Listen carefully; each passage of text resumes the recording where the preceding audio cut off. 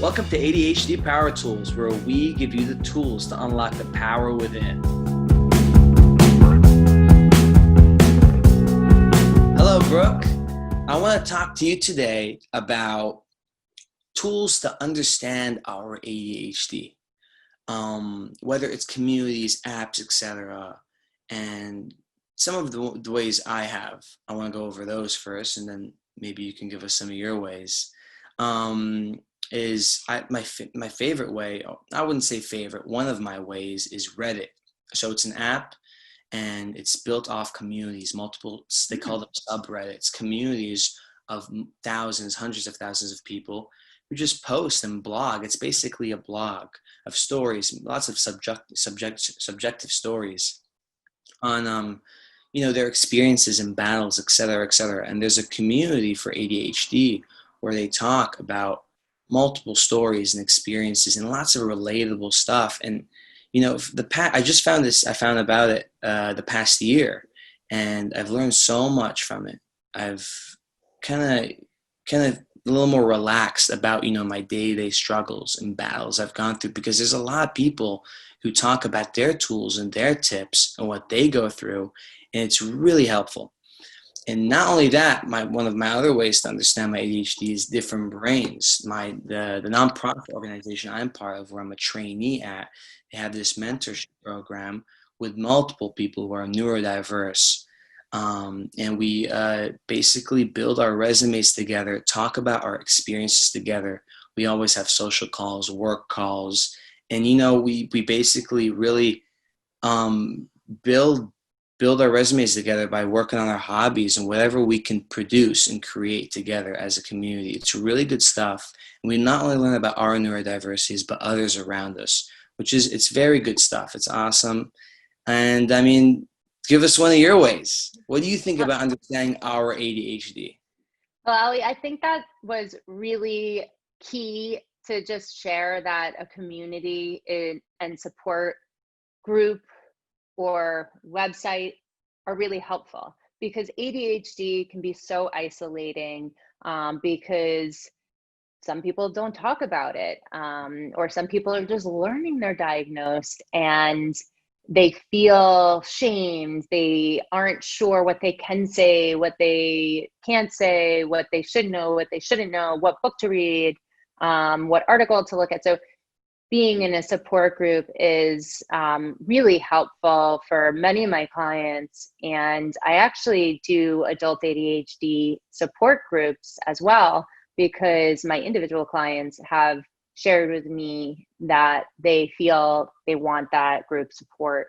So yeah, I would 100% recommend anyone who's just diagnosed or struggling or wanting more information to reach out to some sort of support group, or people who have learned their strengths, their weaknesses, and what works for them, what doesn't work with ADHD.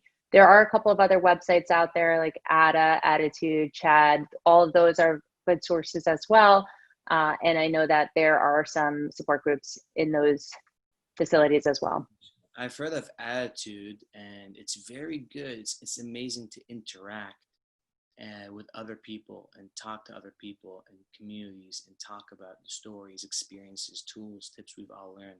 It's the best way to understand your ADHD and build yourself and move forward. I mean, the neurodiversities out there are left and right, and Yeah. it's great to be in a community and find your people, basically. And yeah, it's amazing stuff. Any community, name a couple of little support groups that you have. Are there like the dates, or how does that work? Yeah, so I run 3-month groups, 12 sessions, and we learn how to take control of the chaos. As ADHDers, we are all over the place in wanting to create this system, that system, listen to this person, read this book, read this article. Exactly what you're saying. Like, I'm not sure which direction to go to. I try something out for 3 days. I'm excited about it, and then I stop doing it, and I'm not sure why I'm stopping to do it. My motivation's not there. So I have this brand new group actually, that I took all of my best group lessons and individual coursework and framework together. And it starts with knowing yourself, knowing what makes you you, because just because you have ADHD doesn't mean that you are like the next person who has ADHD. So you have to understand what makes you you. And then from there, every week we build habits and we habit stack for 12 weeks until we create big goals and routines for ourselves that we've never been able to create for ourselves, because now we know our motivation behind it, and our purpose.